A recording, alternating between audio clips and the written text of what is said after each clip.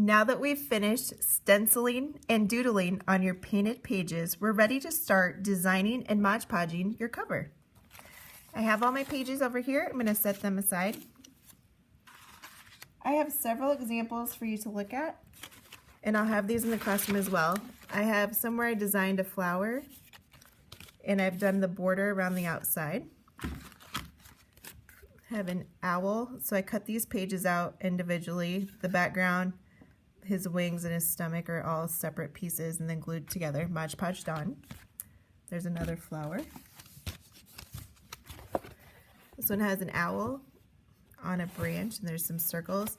You can either design like an actual object, or you can even do like a trail of circles or squares. The border looks kind of cool. I really like how this turned out with the black and white border on there. This one's an umbrella in another style of a flower. The images are just simplified, so broken down into sections, so that makes them kind of fun. This one just has some circles on there with different designs. This one had some squares. They're little monsters on there. The way I designed some of those were, for the flower, for the petals, I cut a big long strip of paper and then I cut the petals out individually, kind of like an eye or a football. So they're all about the same size, so that makes them match up. These were strips that I had for the border. I actually put my pages together and cut them out at the same time, so they're about the same size. And then I went along here when I Mod Podged them on, and you could do like a brick pattern or a checker pattern on there if you would like as well. So if you need any help or ideas of how to design something, you can let me know. First thing I'm going to do with Mod Podge is it comes in this container, and we're also going to use these tan brushes, and they should be up front.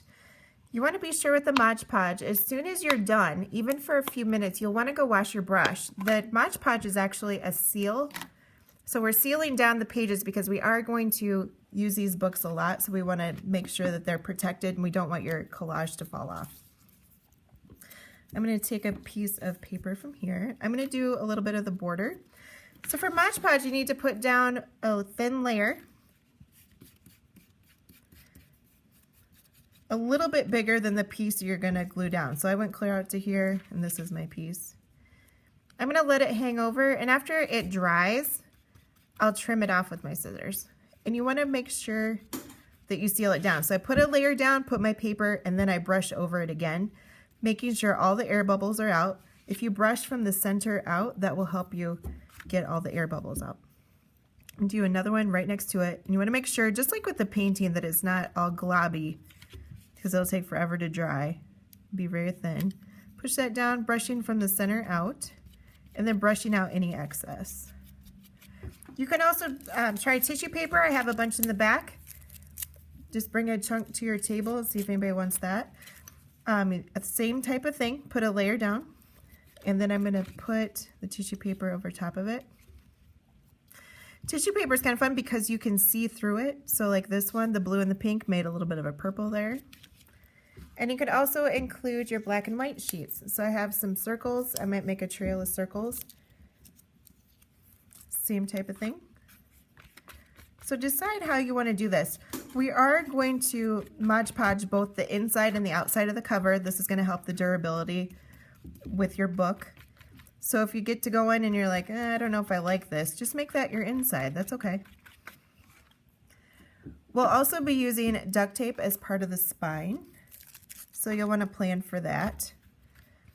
See, I can use a tissue paper over black and white and it'll make it change a color. So that's a little bit different. For finding the center of your book, all you would do is fold your book in half, line the corner up there.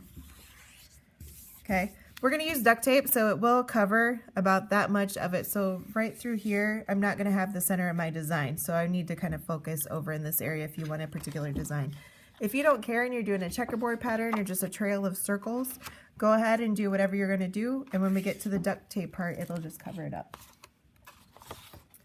Once my papers are dry, I'm going to trim the excess off. So I'm actually going to flip this over, and I can see I have just a little bit here. So maybe I did this yesterday and I'm going to let it dry, and then today I'm just going to come here, try to be careful not to cut my cover, but trim that really close.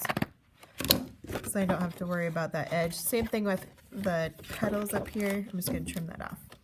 So if you want some help designing something in particular, let me know. But it's really just a simplified image of whatever it is that I'm doing. Now that I'm done, I'm kind of done with this, I'm going to wash my brush out immediately and do a really good job so it doesn't seal them shut and we have to get new brushes. Have a great time designing your cover.